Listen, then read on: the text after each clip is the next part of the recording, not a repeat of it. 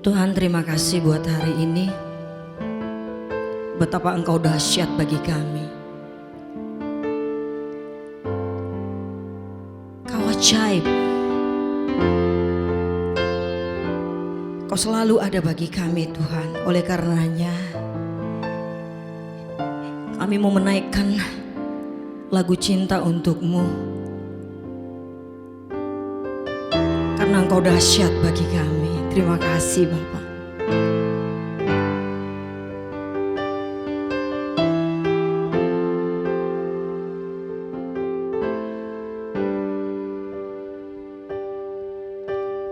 Tak sebatas lagu, tak sebatas perlu, ku datang Tuhan. Tak hanya berkat-Mu menyentuh hatimu, rinduku Tuhan. Selidiki hatiku, apa ku sungguh mengasihi-Mu. Tuhan, ini yang ku punya, kehidupan yang telah Kau beri. Kasih-Mu buatku mengerti, hidupku ini lagu cinta untuk-Mu.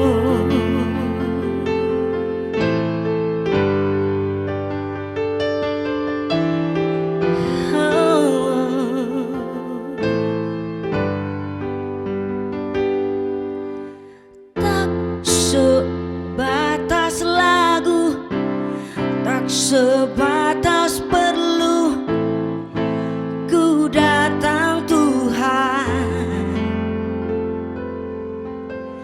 Tak hanya berkat-Mu menyentuh hatimu, rinduku Tuhan. Selidiki hatiku, apa ku sungguh mengasihi-Mu. Tuhan, ini yang ku punya, kehidupan yang telah Kau beri. Kasih-Mu buatku mengerti, hidupku ini lagu cinta. Tuhan, ini yang ku punya, kehidupan yang telah Kau beri. Kasih-Mu buatku mengerti, hidupku ini lagu cinta untuk-Mu. Oh, lagu cinta untuk-Mu. Ini hidup kami Tuhan. Kami bersyukur sebab Tuhan baik. Oh.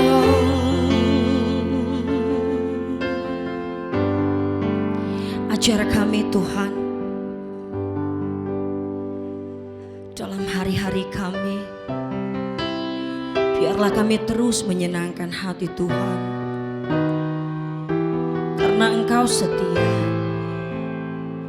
Kami harus setia kepada-Mu. Terima kasih Bapa. Sampai akhir ku menutup mata, ku tetap setia menanti janjimu sampai ku dapatkan mahkota kehidupanku. Ku tetap setia untuk melayanimu sampai akhir. Ku menutup mata, ku tetap setia menanti janjimu sampai ku dapatkan mahkota kehidupanku. Ku tetap setia untuk melayanimu sampai akhir. Ku menutup mata, ku tetap setia menanti janjimu sampai ku dapatkan mahkota kehidupanku. Ku tetap setia untuk melayanimu sampai akhir. Ku menutup mata, ku tetap setia menanti janjimu sampai ku dapatkan mahkota kehidupanku. Ku tetap setia untuk melayanimu. Ku tetap setia, tetap setia, tetap setia untuk melayanimu.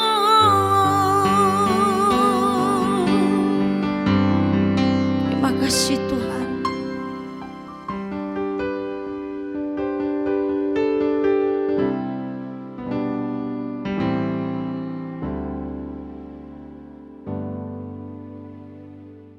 Shalom, Voice of Hope. Hari ini saya akan bagikan tentang Matius 11 ayat 28 sampai 30. Saya akan bacakan.